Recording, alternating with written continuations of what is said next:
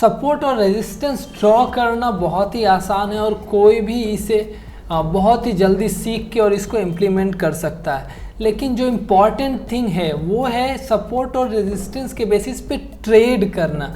सो मैं बहुत ही कम टाइम में ये समझाऊंगा कि एक सपोर्ट और रेजिस्टेंस के बेसिस पे कैसे ट्रेड कर सकते हैं। अभी तक अगर आपने मेरे चैनल को सब्सक्राइब नहीं किया है तो चैनल को सब्सक्राइब करें एंड बेल आइकन को भी प्रेस करें, सो आने वाले वीडियोज का इन्फॉर्मेशन आपको मिलता रहे। सो पॉइंट क्या है कि जब भी ये एक रेजिस्टेंस मैंने ड्रॉ किया है, पहले से ड्रॉ करके रखा हुआ है और मैं अपने सारे एग्जांपल्स इसी के ऊपर लेके बताने वाला हूँ। सो अगर आप देखोगे तो ये क्लियर एक बहुत अच्छा रेजिस्टेंस दिख रहा है आपको। यहाँ पे एक बार, दो बार, तीन बार, चार बार, पाँच, छः बार इसने एक अच्छा रेजिस्टेंस क्रिएट किया है। सो अगर सिर्फ सिंपली अगर ब्रेकआउट होने पे ट्रेड ले रहे होते हम लोग तो इस पर्टिकुलर कैंडल पे हमें ट्रेड लेना चाहिए था, और अगर इस पर्टिकुलर कैंडल पे हमने ट्रेड लिया होता तो वो हमारा फॉल्स ट्रेड होता और वो कहीं ना कहीं हमारा स्टॉप लॉस इसके आसपास आके हिट हो गया होता। सो हमें कभी भी डायरेक्ट अगर ऐसा आपका रेजिस्टेंस है तो सिंपली अगर ब्रेकआउट हो रहा है तो इस टाइप के सिचुएशन में हमें ट्रेड नहीं लेना है।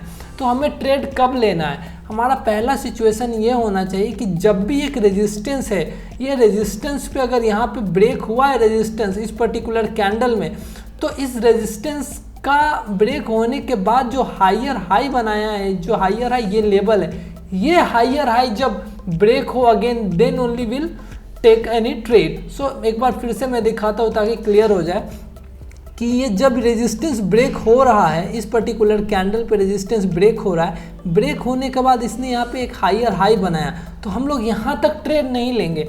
अब इस हायर हाई को जब मार्केट ब्रेक करेगा तब हम लोग ट्रेड लेंगे। सो हमारा ट्रेड जो एग्जीक्यूट हो रहा है इस पर्टिकुलर कैंडल पे हो रहा है, तो इसके बाद हमारा रिस्क रिवॉर्ड बहुत ही अच्छा बनेगा। और रिस्क रिवॉर्ड से भी ज़्यादा जो इम्पॉर्टेंट चीज़ होता है एक ऑप्शन बायर्स के लिए, इंट्राडे ट्रेडर्स के लिए, वो होता है विन परसेंट। सो विन परसेंट बहुत ही ज़्यादा इम्पॉर्टेंट होता है और अगर ये आपका कंट्रोल में नहीं है तो आप एक ऑप्शन बायर या इंट्राडे ट्रेडर, अच्छे इंट्राडे ट्रेडर नहीं बन सकते हो। सो इस तरीके से आपका ये बहुत ही अच्छा से कैप हो जाएगा। सेम चीज़ सपोर्ट के लिए भी अप्लाई होगा। तो मैं इसमें सपोर्ट का सेम एग्जांपल लेके दिखाता हूँ आपको कि मान लो कि एक ऐसा लाइन होता और ये मार्केट ऐसे ऐसे मूव कर रहा होता, तो अगर यहाँ पे आके इसने इसको ब्रेक किया होता तो मैं इस पर्टिकुलर कैंडल पे ट्रेड नहीं लेता क्योंकि इसने डायरेक्ट ब्रेक किया हुआ है। सो मैं क्या करता कि मैं वेट करता कि ब्रेक करने के बाद ये कहीं एक हायर हाई तो क्रिएट नहीं कर रहा है। जब ये लोअर लो, शॉर्ट के केस में उसे लोअर लो बोलेंगे, तो जब ये लोअर लो फॉर्म करता उसके बाद अगर मान लो इसने एक लोअर लो यहाँ पे फॉर्म किया, अब ये लोअर लो को अगर ब्रेक कर रहा है तब भी हम इस पर्टिकुलर टाइम फ्रेम पे इस कैंडल पे एंट्री लेंगे। सो अगर सिंपल ये चीज़ अगर आपने अपने सपोर्ट और रेजिस्टेंस में इंक्लूड कर दिया तो बिलीव मी, अभी तक आप जो यूज करते आ रहे हो सपोर्ट और रेजिस्टेंस जिस तरीके से, अगर सिर्फ इतना इम्प्लीमेंट किया तो आपका विन परसेंट और रिस्क रिवॉर्ड इतने अच्छे से इम्प्रूव होगा कि आपके प्रीवियस स्ट्रैटेजी को चेंज करने की ज़रूरत नहीं होगी। सिर्फ इसको इम्प्रूव करके आप अपने स्ट्रैटेजी को बेटर देन बिफोर बना सकते हो।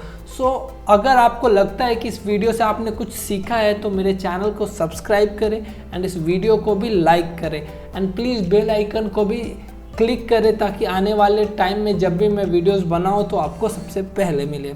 Thank you, have a nice day.